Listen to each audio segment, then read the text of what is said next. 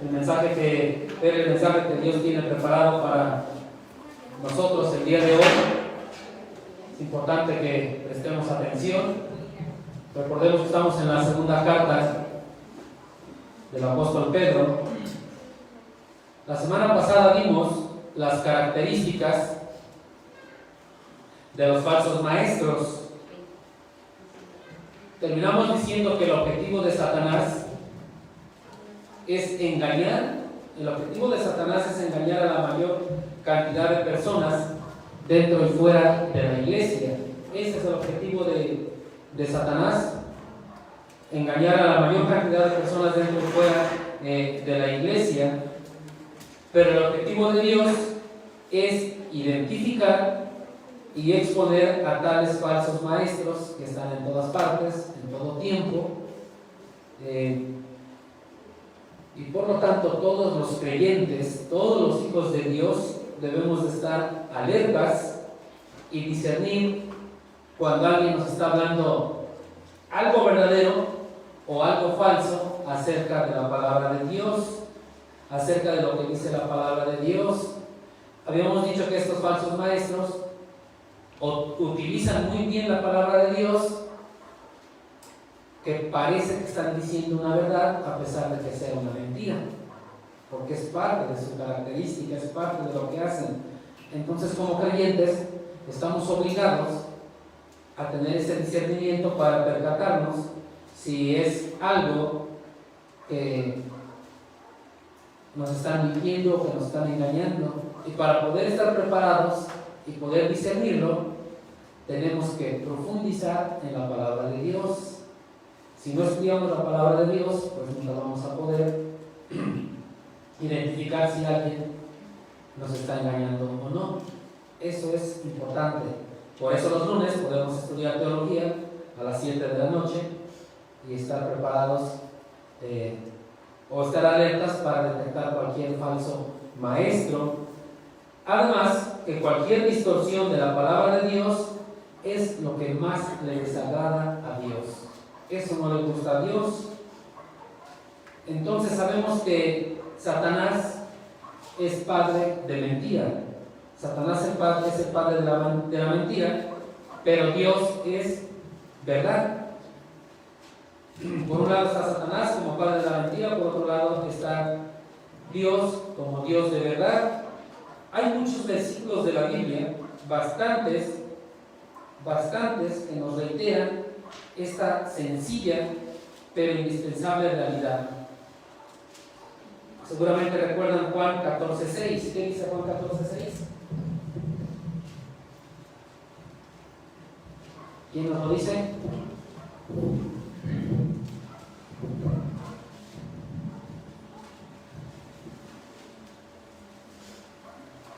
¿Alguien se lo sabe de memoria? Es muy conocido. No lo busquen, nomás díganoslo. Yo soy el camino, la verdad y la vida. Entonces, ¿quién es la verdad? Ahora vamos al Salmo 89.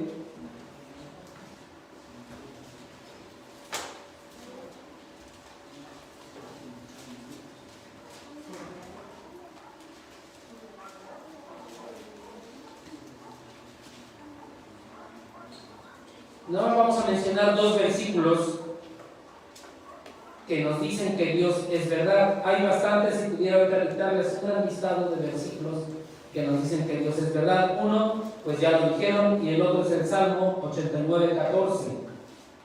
Justicia y juicio son el cimiento de tu trono, misericordia y verdad van delante de tu rostro.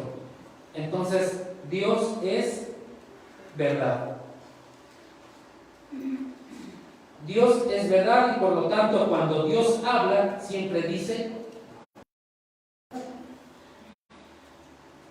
y lo que Él quiere decir, que está ahora registrado en la Biblia y que ya lo podemos tener impreso y leerlo, es verdad.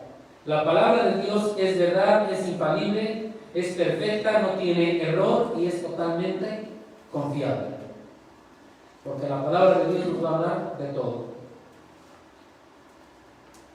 De esta manera deducimos entonces que Dios quiere que su siervo sin desviación alguna o alguna mala interpretación. Eso tenemos que tener cuidado todos los creyentes de que estemos hablando la verdad de Dios sin malas interpretaciones. Como hijos de Dios estamos obligados espiritualmente a profundizar en la Biblia, leer la Biblia de manera profunda, de manera sistematizada, ya que de no hacerlo correctamente, de no profundizar correctamente, entonces estamos infringiendo a Dios, estamos en contra de Dios, porque no le estamos dando la seriedad y la importancia que requiere la palabra de Dios. Es decir, todos los varones creyentes aquí presentes estamos obligados entonces a venir los días lunes porque estamos profundizando de manera sistemática la palabra de Dios. Lo que se está estudiando es teología. Y hemos visto que con una característica o con un atributo de Dios, ¿cuánto tiempo nos hemos tardado? Porque todo lo que implica profundizar en un solo atributo de Dios. De manera personal, todos estamos obligados también a profundizar en la palabra de Dios. No hacer una simple lectura. Es que ya leí el Salmo 25. Es que ya leí el Salmo 10. Pero nadie dice, ya leí y profundicé el Salmo 119. Porque ese no nos gusta leerlo, no es muy extenso. En contraste a todo esto, Satanás, como enemigo de Dios, tiene como objetivo principal distorsionar la verdad. Ese es el objetivo de Satanás, distorsionar la verdad, para ensombrecer el mensaje divino. Y lo está haciendo y va trabajando por medio de diferentes personas que se les conoce como falsos maestros, y ya vimos sus características. Pero al final de cuentas, los planes de Satanás van a ser siempre frustrados. El capítulo 2 de Segunda de Pedro hace referencia, todo el capítulo 2 hace referencia a los falsos maestros, los cuales ya hemos descrito en los versículos del 1 al 3 el domingo pasado. Pero ahora lo que se resalta es la seriedad que Dios le da a la verdad, es decir, a su propia verdad, y demuestra cuán hostil es hacia quienes distorsionan la verdad. Dice el versículo 1 del capítulo 2 de Segunda de Pedro, que traen sobre sí mismos destrucción repentina. Traen sobre sí mismos destrucción repentina. Es decir, el juicio de Dios traerá sobre los falsos maestros. El tema del día de hoy es el juicio divino sobre los falsos maestros. Ese es nuestro tema, el juicio divino sobre los falsos maestros, y los vamos a ver en los versículos 3, segunda parte del 3 a la primera parte del versículo 10 de Segunda de Pedro, capítulo 2, a lo cual voy a dar lectura. Dice la palabra de Dios, versículo 3 al 10, Segunda de Pedro, capítulo 2. Y después de esto vamos a pedir de favor a los hermanos Melitón hagan una oración para encomendar este tiempo del estudio de la palabra de Dios. Dice así: sobre los tales, ya de largo tiempo la condenación no se tarda y su perdición no se duerme. Porque si Dios no perdonó a los ángeles que pecaron, sino que arrojándolos al infierno los entregó a prisiones de oscuridad para ser reservados al juicio, y si no perdonó al mundo antiguo, sino que guardó a Noé, pregonero de justicia, con otras 7 personas, trayendo el diluvio sobre el mundo de los impíos, y si condenó por destrucción a las ciudades de Sodoma y de Gomorra, reduciéndolas a ceniza, y poniéndolas de ejemplo a los que habían de vivir impíamente, y libró al justo Lot, abrumado por la nefanda conducta de los malvados, porque este justo, que moraba entre ellos, afligía cada día su alma justa, viendo y oyendo los hechos inicuos de ellos. Sabe el Señor librar de tentación a los piadosos y reservar a los injustos para ser castigados en el día del juicio. Y mayormente aquellos que siguiendo la carne andan en concupiscencia e inmundicia y desprecian el señorío. Adelante, hermano. Padre eterno, en esta mañana, en esta tarde, queremos encomendarte que guarde nuestra mente, nuestro corazón, y que todo nuestro ser esté atento a lo que tu palabra nos enseña. Que sea tu Espíritu Santo el que guíe a mi hermano ahora que está compartiendo tu palabra, y que sea tu Espíritu Santo el que nos enseñe, que nos muestre, que nos haga entender a cada día, a cada instante, la conducta que debemos tener, y sobre todo, Señor, estar plenamente conscientes de que no hay ningún lugar donde podamos estar ocultos, que tu presencia nos esté. Señor, queremos rogarte en esta mañana que tú seas el que nos muestre todo lo que nuestro corazón necesita saber, nuestro entendimiento necesita entender, y que tu luz alumbre siempre nuestro camino. Encomendamos este estudio en el nombre de Cristo Jesús. Amén. Amén. Gracias, hermano. El domingo pasado veíamos las características de los falsos maestros, y al inicio decíamos que era importante que conforme fuéramos avanzando en sus características, reflexionáramos un poco acerca de nuestra vida, si nosotros teníamos algo de esas características, si algo parecido alguna vez habíamos hecho, y si nuestra conclusión fue que algo de eso tenemos, entonces la predicación del día de hoy también tenemos que irla pensando y reflexionando conforme a nuestras propias vidas. Si algo de eso tenemos, entonces algo de lo que vamos a ver el día de hoy nos podría pasar y suceder. Lo que vamos a ver es, como lo dice, el juicio divino de Dios sobre aquellos falsos maestros. Normalmente siempre nos gusta escuchar predicaciones que hablen de la misericordia, del amor de Dios, de la bondad de Dios, pero hoy más que nada vamos a hablar de la ira de Dios. Algo que a lo mejor pues no nos va a gustar, ¿no? Porque saber que tenemos a un Dios amoroso nos agrada, pero por otro lado un Dios lleno de ira ya no nos agrada, porque entonces si no caminamos conforme a lo que el Señor pide, puede ser que nos toque de esa ira de Dios. El pasaje que ya leímos lo vamos a desarrollar en 3 apartados. El primer apartado es la promesa del juicio. Versículo 3, 1 de Pedro 2:3, dice: sobre los tales ya de largo tiempo la condenación no se tarda y su perdición no se duerme. Nos queda claro con lo que dice este versículo que se está haciendo referencia a los falsos maestros. Por eso dice sobre los tales. Sobre los tales, es decir, desde hace mucho tiempo ya, desde hace largo tiempo, desde hace mucho tiempo, su condenación ya está decretada, ya está establecida, ya está decretada. La sentencia de Dios contra todo falso maestro se está acumulando activamente. Activamente irá acumulándose hasta que cada uno perezca en el infierno. Y dice aquí, no se tarda. Su condenación no se tarda.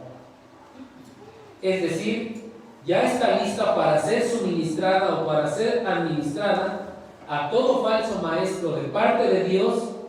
Y dice el versículo, y su perdición no se duerme. Ya está ahí lista, ya está ahí preparada para ser ejecutada. Cuando dice no se duerme, es como si se tratara de un verdugo que permanece despierto, que permanece listo, atento para la sentencia. ya está listo para aplicar la sentencia, en este caso de condenación, contra todo aquel que falsifica la palabra de Dios. Entonces ya está listo, ya está atento para aplicar esa sentencia, para aplicar esa condenación, esa ira de Dios. Y esta es la promesa del juicio. Ahí está la promesa. Nos gusta aplicar su ira, esa promesa no me gusta, pero ahí está la promesa de Dios. El segundo apartado es el precedente para el juicio. Para algunos destinatarios de la carta del apóstol Pedro, la condenación de los falsos maestros les causaba una gran duda. Para ellos se preguntaban, ¿realmente serán castigados los falsos maestros o no serán castigados? ¿Qué estará pasando? ¿Por qué? Por el momento, los falsos maestros parecían estar floreciendo, y en la actualidad también los falsos maestros siempre parecen estar floreciendo. Hacen circular sus falsas doctrinas de una manera tan maravillosa que nos las creemos. Eso los hace disfrutar de una gran popularidad. Y todos dicen, es que va a estar el profeta, va a estar el apóstol, y hay que ir a ese gran auditorio porque va a estar el apóstol, porque va a estar el profeta, y va a cobrar 1,000 pesos de entrada. No importa, pagamos 2,000, pero vamos. Tienen gran popularidad y también tienen gran riqueza. Si recuerdan, el domingo pasado dijimos que lo que más los motiva es precisamente ese amor al dinero. Entonces, lo que hace el autor de esta carta es recordarle a sus lectores en su momento, y nos recuerda ahora a nosotros, el relato bíblico.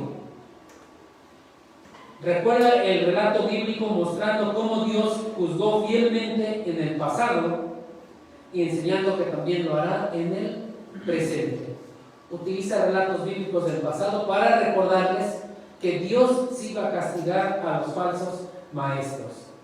Y como precedente, que es nuestro segundo apartado, vamos a ver 3 relatos. 3 relatos en los cuales vamos a destacar el extremo de la ira de Dios, el alcance de la ira de Dios y la profundidad de la ira de Dios. 3 relatos para rescatar estas características. El primer relato en el cual vamos a rescatar el extremo de la ira de Dios lo tenemos en el caso de los ángeles caídos. Dice el versículo 4: porque si Dios no perdonó a los ángeles que pecaron, sino que arrojándolos al infierno, los entregó a prisiones de oscuridad para ser reservados al juicio. Entonces aquí nos está hablando de un relato del pasado, de un relato bíblico, y nos está hablando de ángeles. Los ángeles, al igual que los seres humanos, son los responsables de dar la honra y la gloria a Dios. Esa es la responsabilidad de los seres humanos y de los ángeles. ¿Cómo van a dar la honra y la gloria a Dios? Obedeciendo a Dios, obedeciendo su verdad. Pero si Dios no perdonó a los ángeles que pecaron contra Él en el cielo, tampoco va a perdonar a los seres humanos que distorsionan la verdad divina. Eso debe de quedar claro. No sabemos cómo y por qué pecaron los ángeles, pero de modo arrogante se rebelaron contra Dios y fueron expulsados del cielo. Los ángeles fueron expulsados del cielo por rebelarse contra Dios. Vayamos por favor a Apocalipsis capítulo 12. No pierdan segunda de Pedro.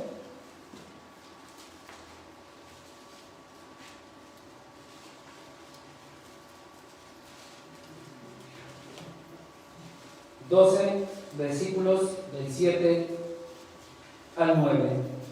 Hermano Jorge Álvarez, ¿lo lee, por favor?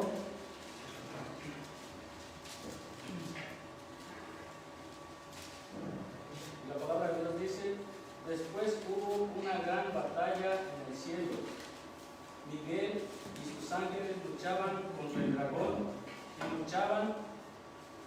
y luchaban el dragón y sus ángeles. Pero no prevalecieron, ni se halló ya lugar para ellos en el cielo, y fue lanzado fuera del gran dragón, la serpiente antigua, que se llama Diablo, y Satanás, el cual engaña al mundo entero, fue arrojado a la tierra, y los ángeles fueron arrojados con él. Gracias, hermano. Entonces, estos ángeles que se rebelaron fueron arrojados del cielo. Estos son ahora los demonios que andan sueltos por el mundo, y estos demonios andan trabajando a favor de los propósitos de Satanás.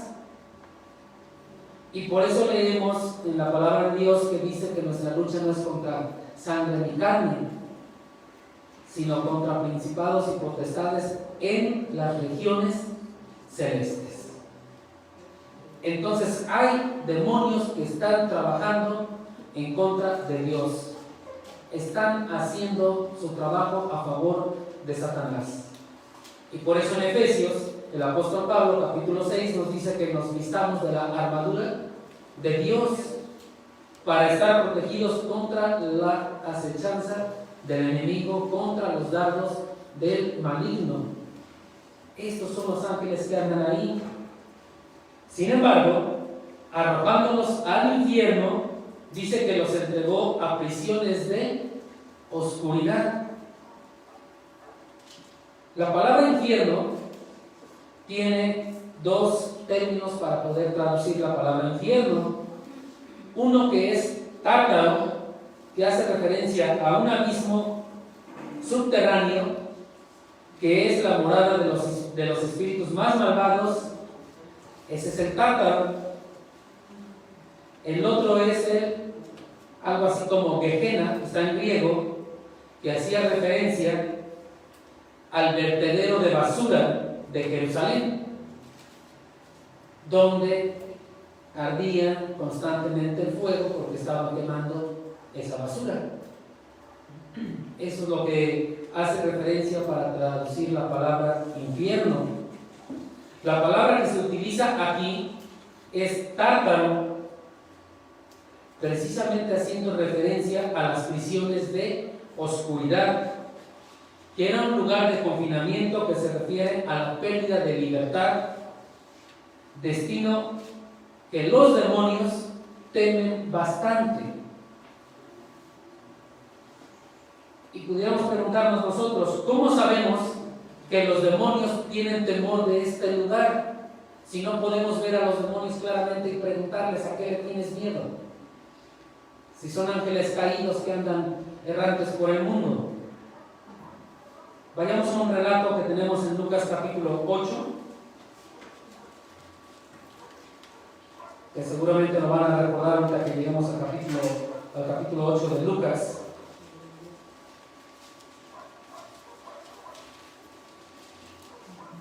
En este capítulo tenemos la historia del endemoniado Gadareno.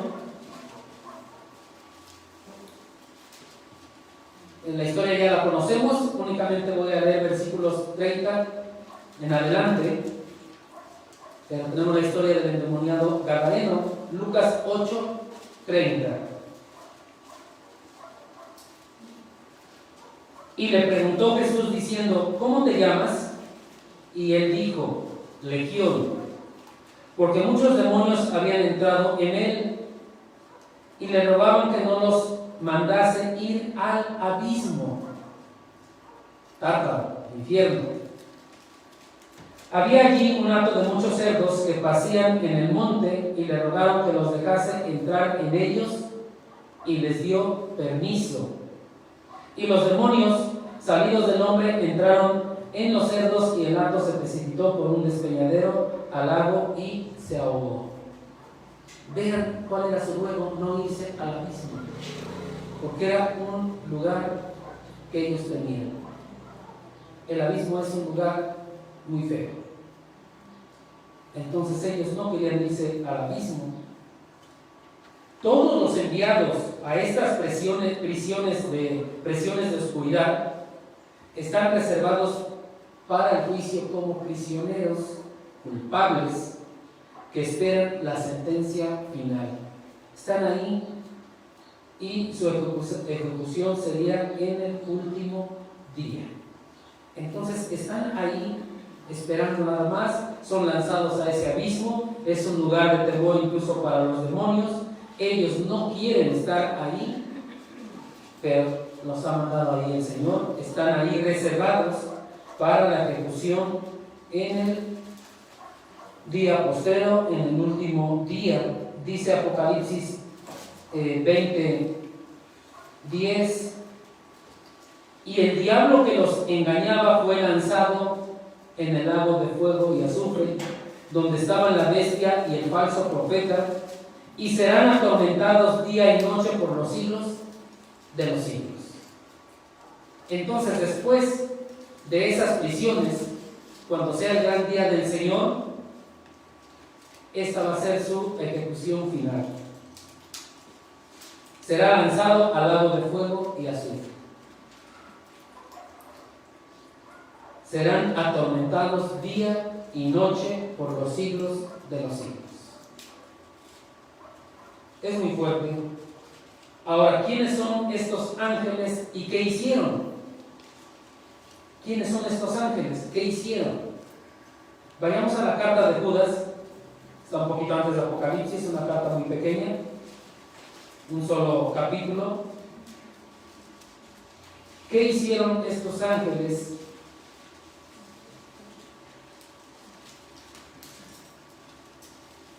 Judas lo describe en los versículos 6 y 7. Judas, versículos 6 y 7. Hermano Betel, ¿los ves, por favor?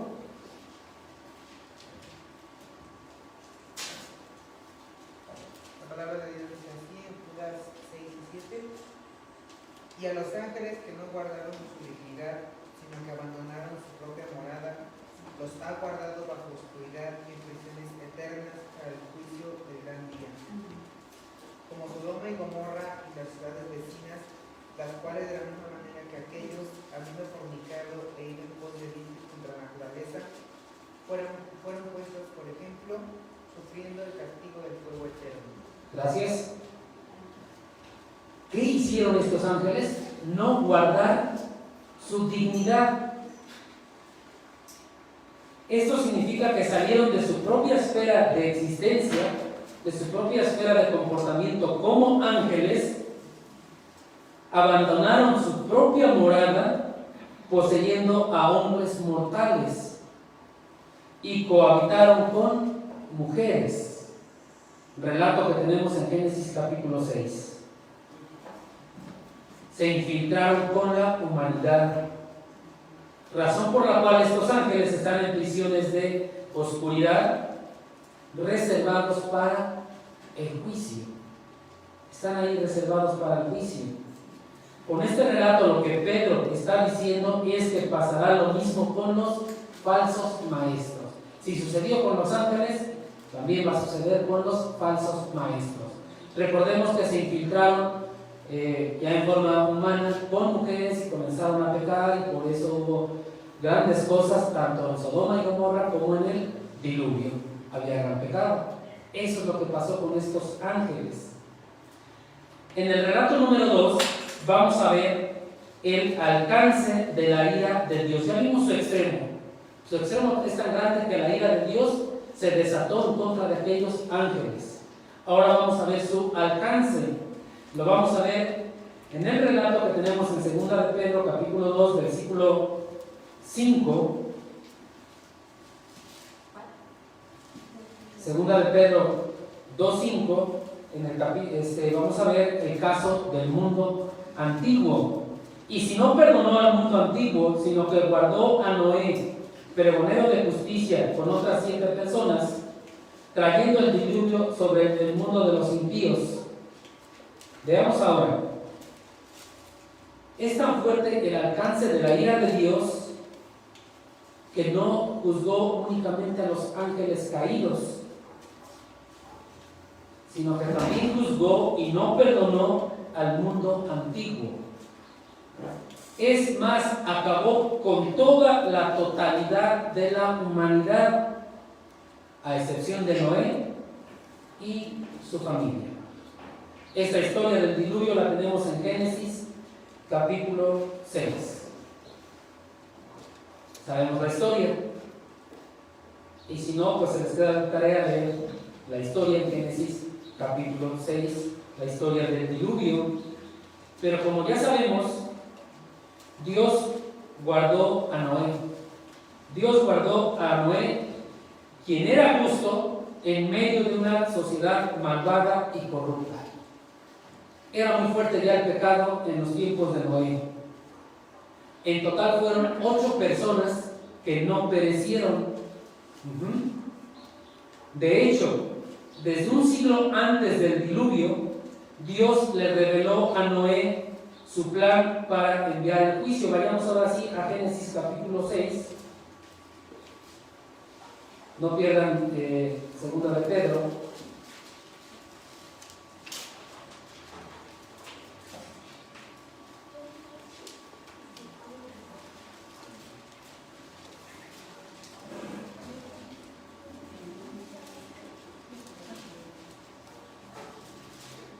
Dice la palabra de Dios en Génesis 6, versículo 8 en adelante. Pero Noé halló gracia ante los ojos de Jehová. Estas son las generaciones de Noé. Noé, varón justo, vean cómo lo describe, era perfecto en sus generaciones, con Dios caminó Noé. Y engendró Noé 3 hijos, a Sem, a Cam y a Jafet. Y se corrompió la tierra delante de Dios, y estaba la tierra llena de violencia.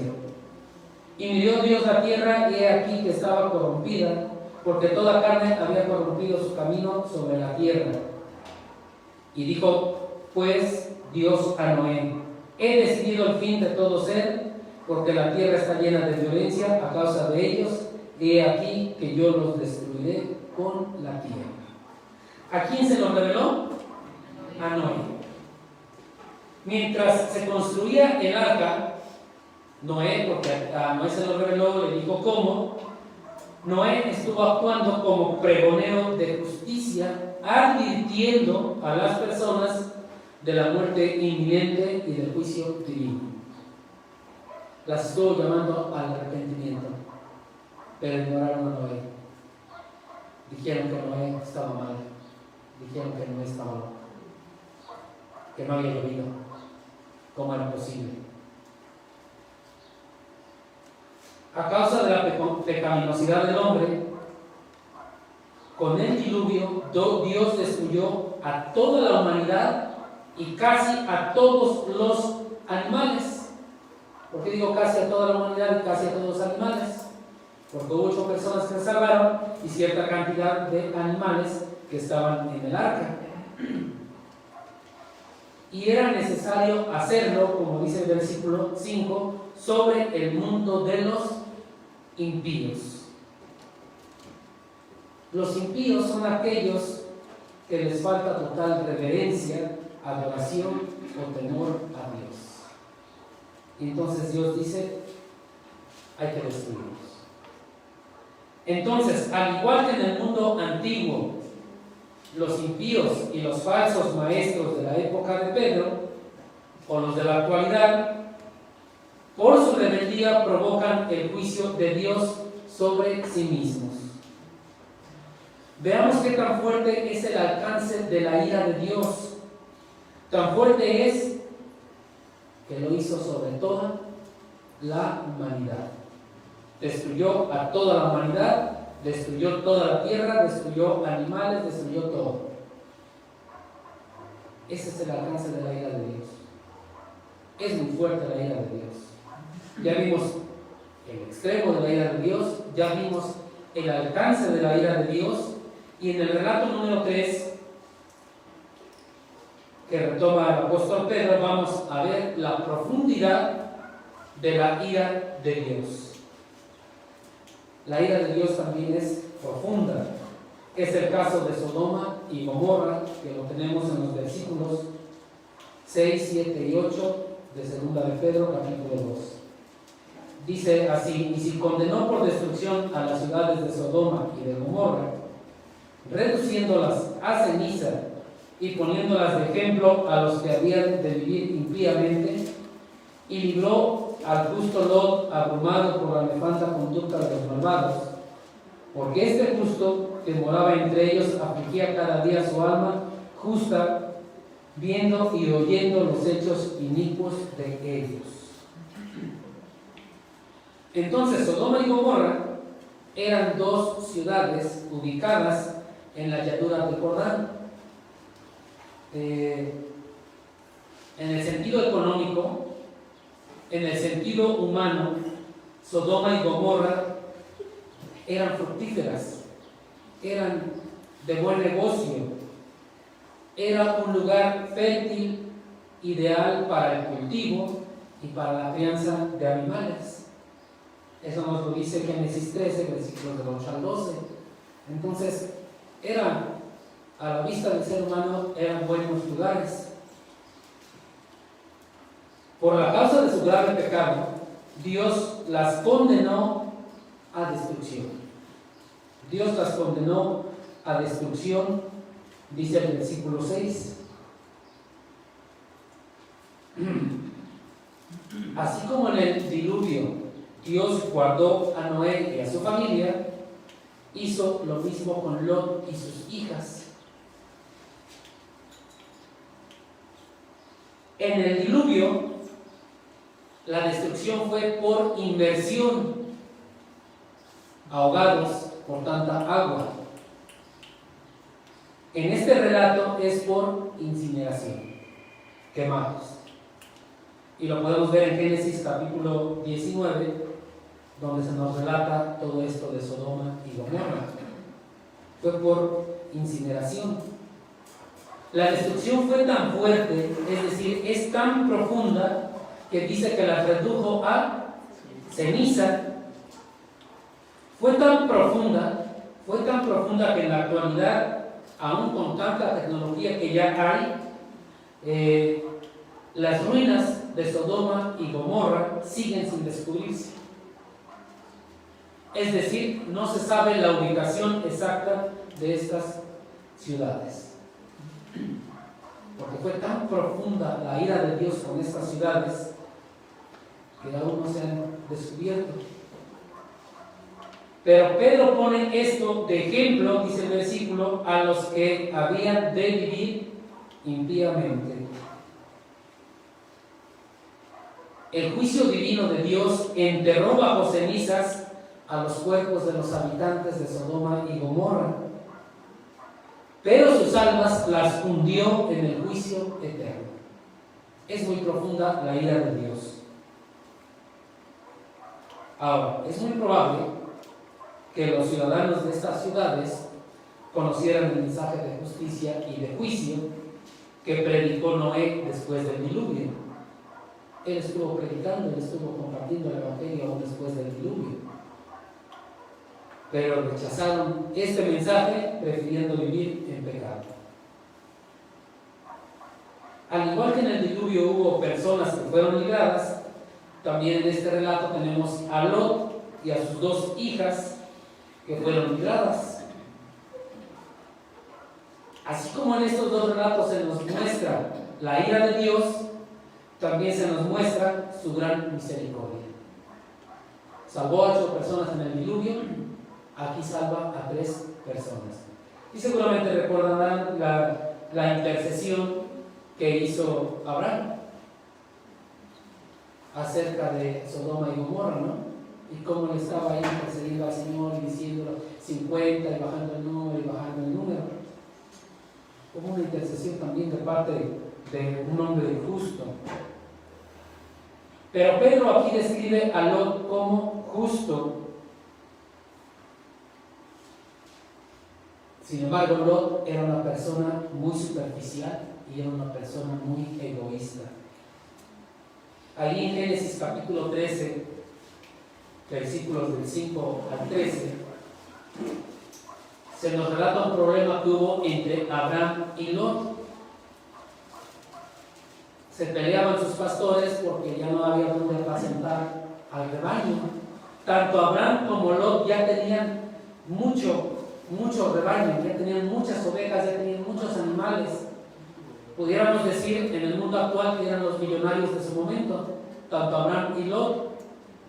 Entonces se pelean y le dice Abraham a Lot: no podemos estar juntos ya, hay que separarnos.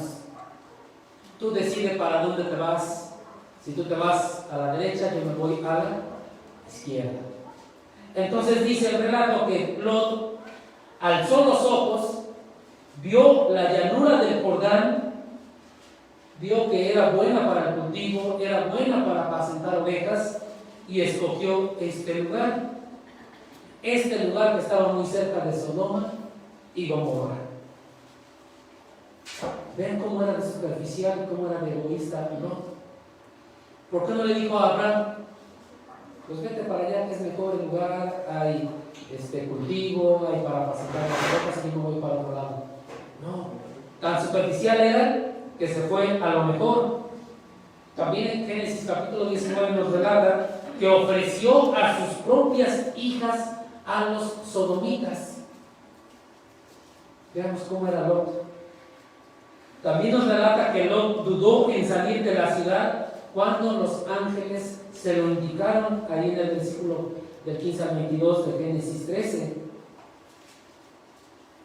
Incluso después de ser rescatado Lot de esa ira de Dios cuando destruyó Sodoma y Gomorra, dice que se embriagó y cometió incesto, versículos del 30 al 35.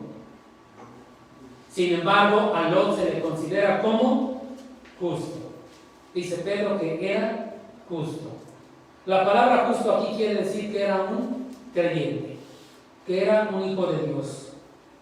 También mostró varias señales provocadas por el Espíritu Santo en un creyente. Por ejemplo, tuvo una gran reverencia hacia los ángeles que le visitaron, ángeles enviados por Dios. Génesis 19 del 1 al 8. Obedeció, al final de cuentas obedeció la orden de salir de la ciudad. Incluso les advirtió a sus yernos de la muerte que se aproximaba, de la perdición que se aproximaba. Y obedeció al salir de la ciudad sin mirar hacia atrás.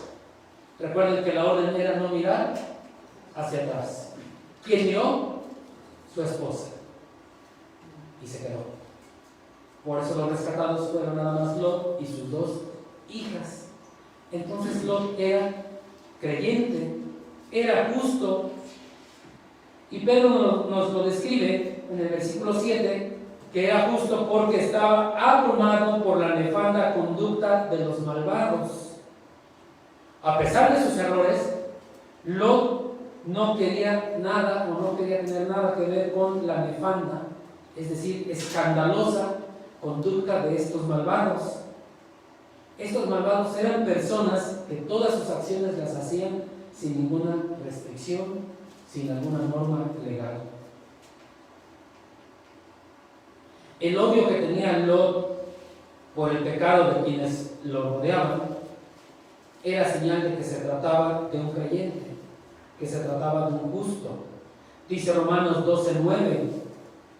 A los creyentes les dice Romanos 12:9: aborreced lo malo, seguid lo bueno. Esto es una característica de un creyente, de un hombre justo. Dice que estaba abrumado en gran manera, es decir, él estaba agitado por la honda tribulación de su alma. Era tan fuerte que el versículo 8 de 2 de Pedro, capítulo 2, nos lo describe aún más. Porque este justo que moraba entre ellos afligía cada día su alma justa, viendo y oyendo los hechos inicuos de ellos. Afligir es torturar,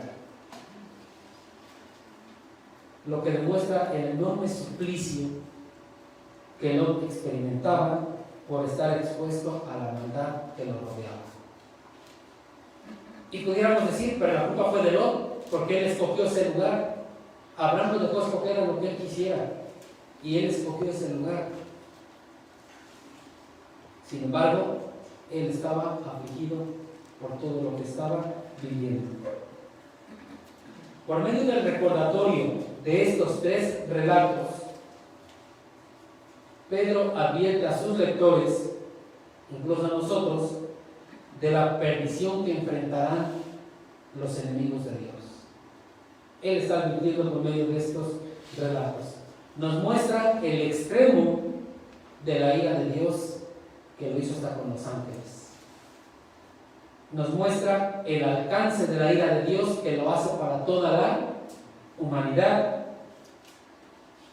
Y nos muestra la profundidad de la ira de Dios, porque dice que termina en ceniza. O sea, vean cómo es de fuerte la ira de Dios.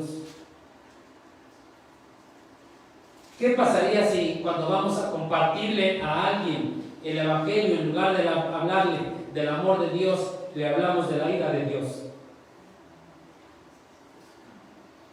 Si conociéramos más nosotros acerca de la ira de Dios y habláramos más acerca de la ira de Dios, ¿qué sucedería? ¿Quién no querría ser salvo de la ira de Dios? Creo que cualquier humano en su juicio cabal querría ser salvo de la ira de Dios. Pero normalmente vamos y compartimos el gran amor de Dios y les decimos que Dios es tan grande, tan amoroso, que te va a salvar, pero no les decimos de qué.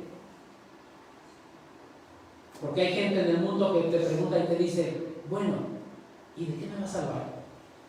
Si soy una persona justa, honrada, correcta, buena, no miento, no tomo, no me emborracho, no esto, no lo otro, y nos dan un listado de cosas buenas y que las palpamos en sus vidas y que las tienen. ¿De qué van a ser salvos entonces? Y muchas veces por eso no se convierten al Señor, porque no han entendido de qué van a ser salvos. Y dicen, pues estoy bien, no hago nada malo. Es importante que entendamos también la ira de Dios y demos a conocer la ira de Dios. Por eso aquí el apóstol Pedro nos está exhortando a tener cuidado para detectar a los falsos maestros, pero a su vez ser fieles a la palabra de Dios. Porque ¿quién de aquí no quiere ser librado como Noé y su familia? ¿Quién no quiere ser librado como Noé? Si nos hubiese tocado vivir en el diluvio, seríamos igual que ellos y trataríamos de loco a Noé y no haríamos caso. O nos hubiésemos salvado.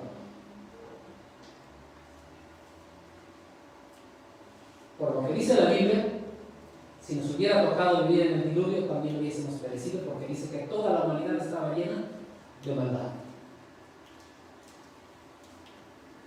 O nos hubiera tocado estar ahí en Sodoma y Gomorra, ¿qué hubiéramos hecho? Es importante conocer la ira de Dios para saber de qué vamos a ser librados, de qué vamos a ser salvados. El tercer apartado que vamos a ver es el patrón de juicio.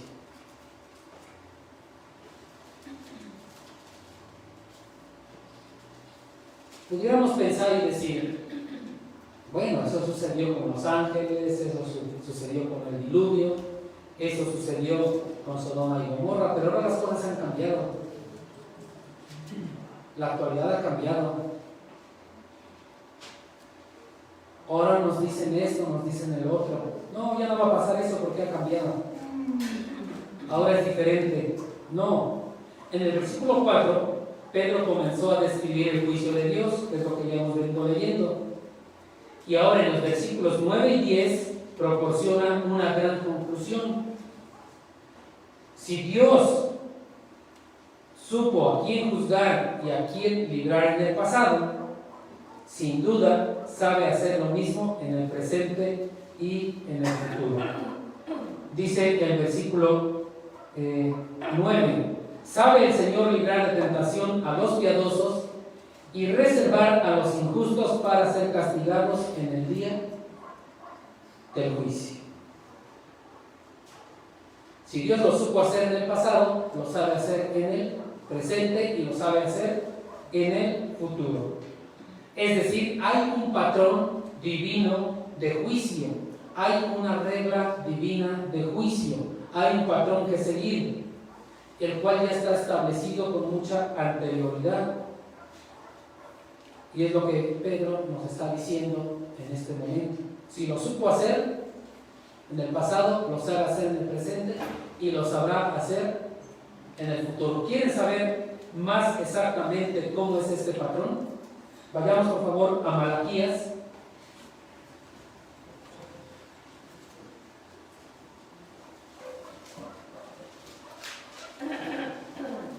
Malaquías es el último libro del Antiguo Testamento. Lo tenemos un poco antes de Mateo. Vamos a ver ese patrón de juicio que existe en el pasado, en el presente y en el futuro. Malaquías capítulo 3.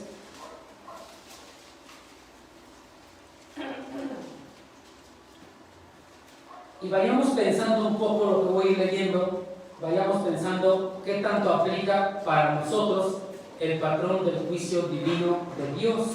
Dice Malaquías 3:16: entonces los que temían a Jehová hablaron cada uno a su compañero, y Jehová escuchó y oyó, y fue escrito libro de memoria delante de él para los que temen a Jehová y para los que piensan en su nombre.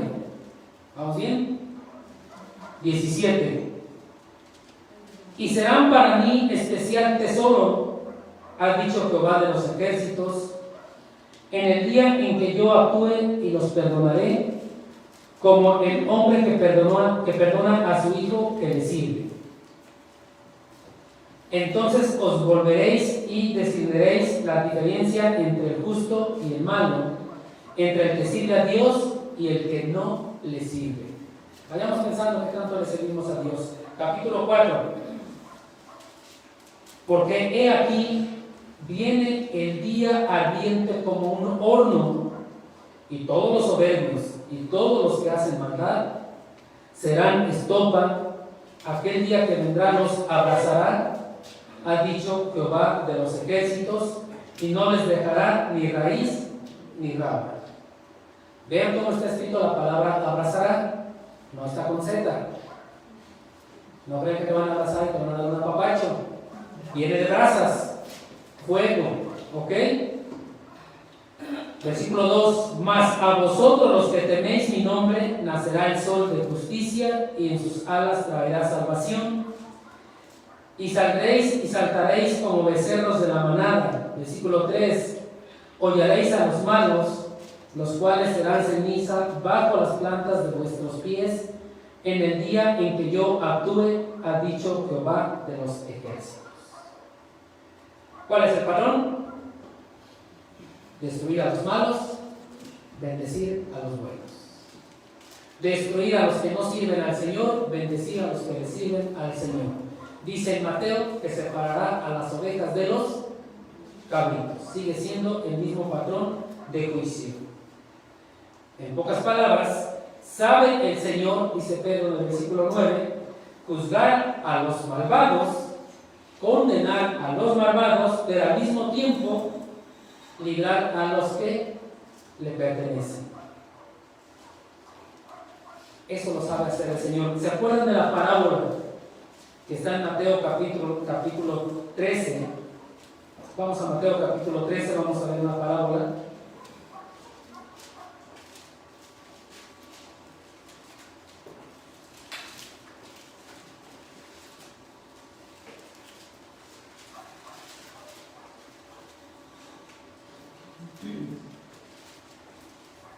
En el versículo 24 tenemos la parábola del trigo y la cizaña.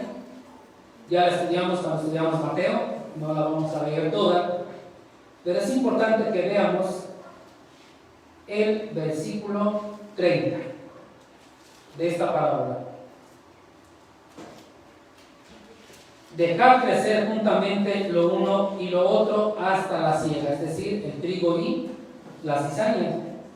Y al tiempo de la siega, yo diré a los segadores: recoger primero la cizaña y atadla en manojos para quemarla, pero recoger el trigo en mi granero. Recordemos que la cizaña y el trigo se parecen.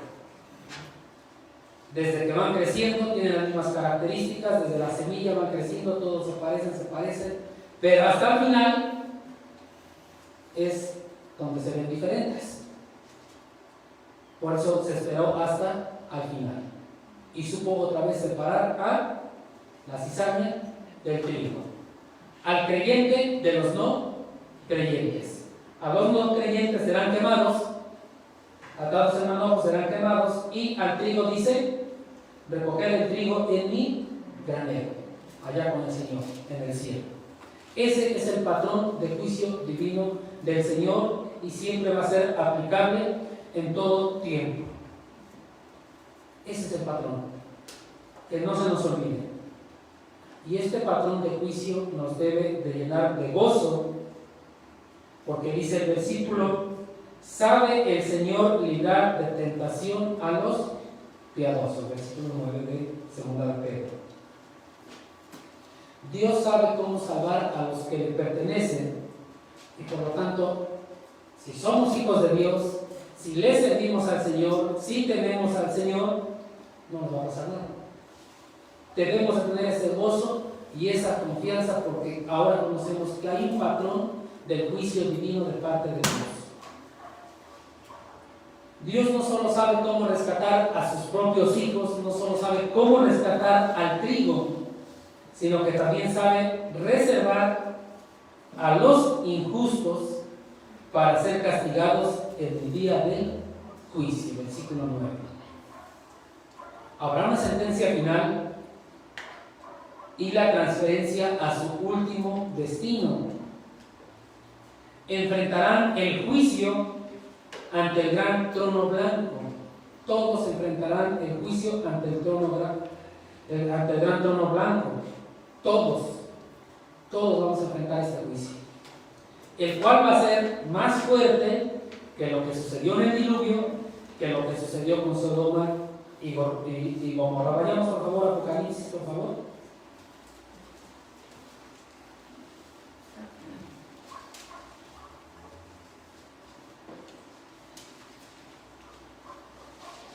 Apocalipsis capítulo 20.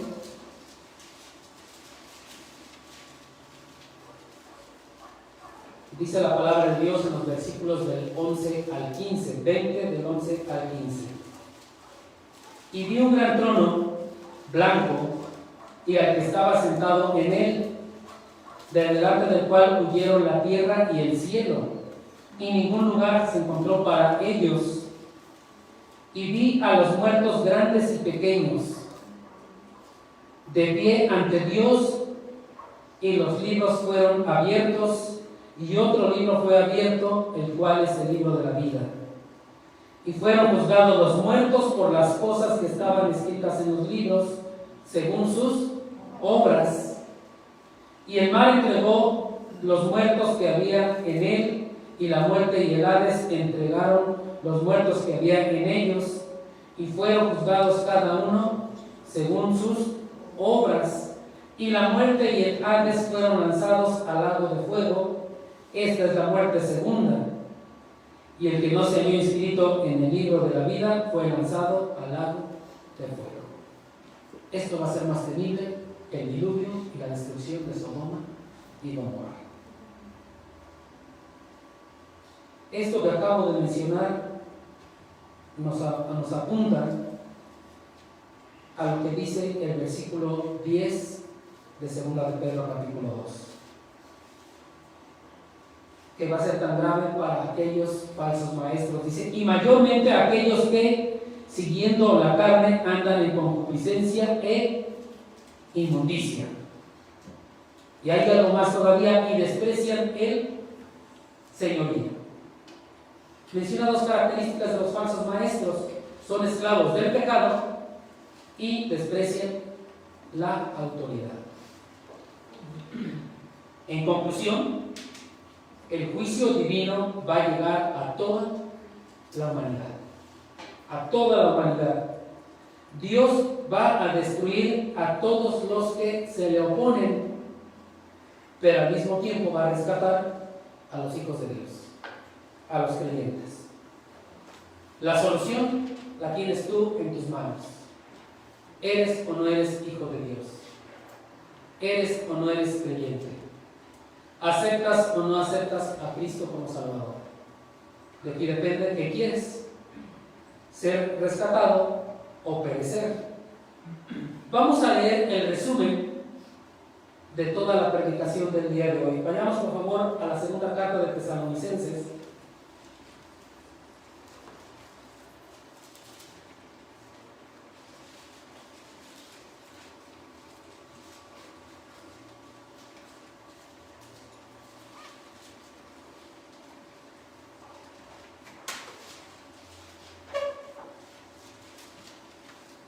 Capítulo 1.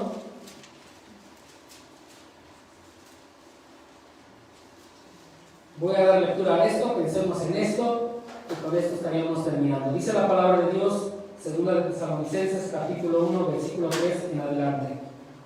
Debemos siempre dar gracias a Dios por vosotros, hermanos, como es digno, por cuanto vuestra fe va creciendo y el amor de todos y cada uno de vosotros abunda para con los demás.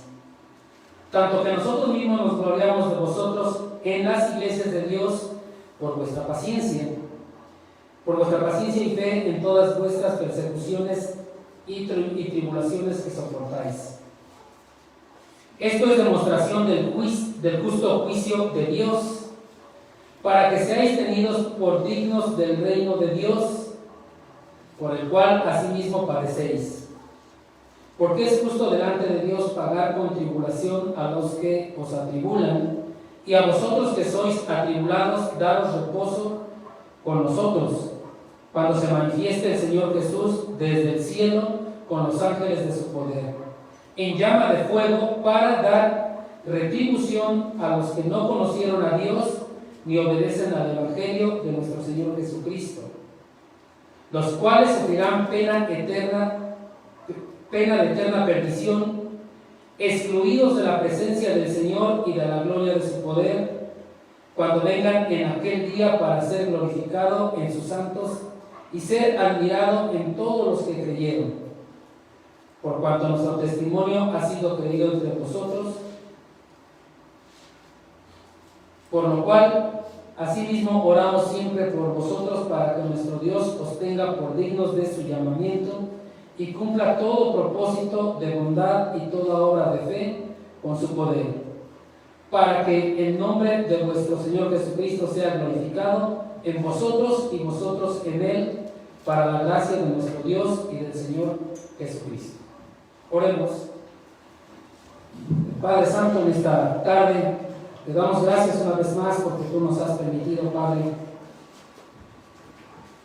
estudiar tu palabra, conocer más acerca de este justo juicio divino de Dios, pero sobre todo porque nos das a conocer el patrón divino a seguir, Padre, y que cada uno de nosotros podemos pensar, reflexionar sobre lo que estamos haciendo, Padre, y sobre todo entender, Padre bendito, que de dónde nos has rescatado, de dónde nos has salvado, conocer lo fuerte de tu ira, lo profundo, su alcance, Padre bendito, y te rogamos nos permitas, Padre Santo, buscar cada día más el estar en tu presencia, como dice aquí, orar, Padre bendito, siempre para que nos tengas por dignos de tu llamamiento, Padre.